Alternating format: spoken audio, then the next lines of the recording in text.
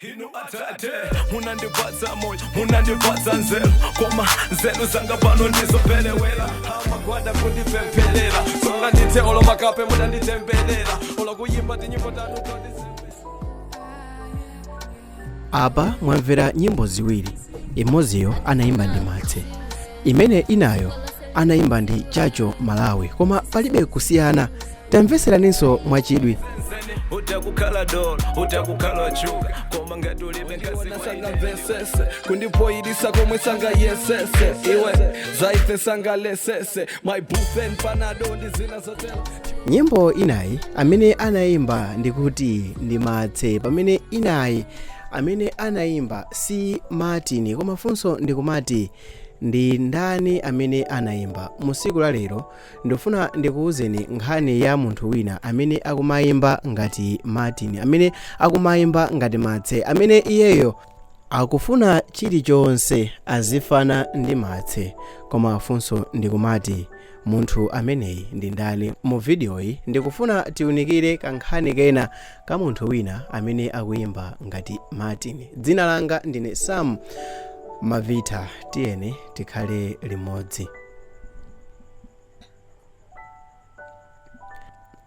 Patadusa masiku ochepa Martse atayikidwa m'manda, padatuluka nyimbo ina imene nyimboyo munthu wina ankayimba ngati Martse, ankayankhula zinthu ngati iyeyo ndi Martse akuthokoza anthu amene asala pa dziko lapansi.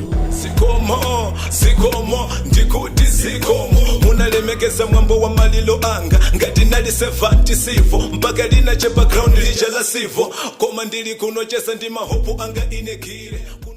Anthu ambiri adayamikira kuti nyamatayo ali ndi luso, koma kuchokera mu nthawi imeneyo palibenso chilichonse chogwirika chimene anthu ambiri anatolapo pa nkhani yokhuza ndi nyamata ameneyo. Mu siku la lero ndifuna ndikubweresereni Amalawi at least mudziwe za munthu amene akuyimba ngati Martse, komanso kwambiri mudziwe cholinga chake chenicheni chimene akufuna kuti azipitirizabe kuyimba ngati Martin Nkhata. Iyeyo zina lake ndi Chisomo Magombo ndipo anabadwa pa 15 May mchaka cha 1999. Anabadwira kudedza koma kumuzi kwawo ndi kuntchewu. Iyeyo anayamba kuyimba mchaka cha 2021, koma kuyimba kwake za serious komanso zinthu zakaliya kudayambika mu nthawi imene Martin Nkhata anamwalira.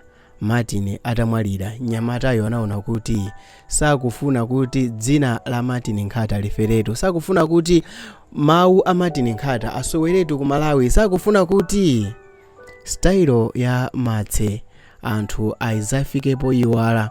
Iyeyo akufuna atenge pamene Martse adasiyira. Iyeyo akuti amakhulupirira mawu okuti legend never die. Pamene iyeyo akuganizana kuti legend never die, chimene chaona iye cha nzeru ndi chakuti abwere ndi nyimbo yake. Adayimba koyamba nyimbo imene anayimba ndi Joan, nyimbo imene ankafotokoza za Martse pa nthawi imene anamwalira.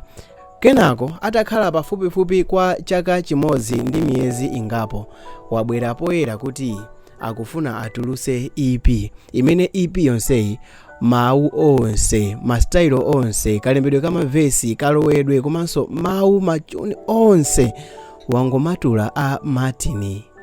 Iyeyo mu EP imeneyi wayimbapo nyimbo zingapo, imene kuphatikizapo ndi matribute awiri opita kwa Martin Nkhata. Wayimbapo nyimbo imene akuti Blessings, wayimbaponso nyimbo ina imene akuti Njanji. Koma wayimba nyimbo zochuluka. Anthu ochuluka amulandira motani? Inuyo maganizo anu mungamulandire motani munthu amene azimba ngati star amene anakhalapo ku Malawi, munthu amene azibwera ndi china chilichonse ngati Martse, munthu amene azipanga china chilichonse chimene timachidziwa ngati Martin Nkhata? Chifukwa tilankhule chilungamo, even mukamvera nyimbo ya Blessings, even mukamvera nyimbo yakuti usandifune lero, kodi mukuganiza kuti ndi zinthu zoyenera kuti wina abwere azikapitiriza ndi mawu komanso style komanso chuno chofanana ndi martse? Maganizo anu mukutipo bwanji? Lolani tidziwe muka comment section below. Martse muzamkumbukira ndi nyimbo yanji? Palinso ma video enapa onerani. Siko lose likuziwe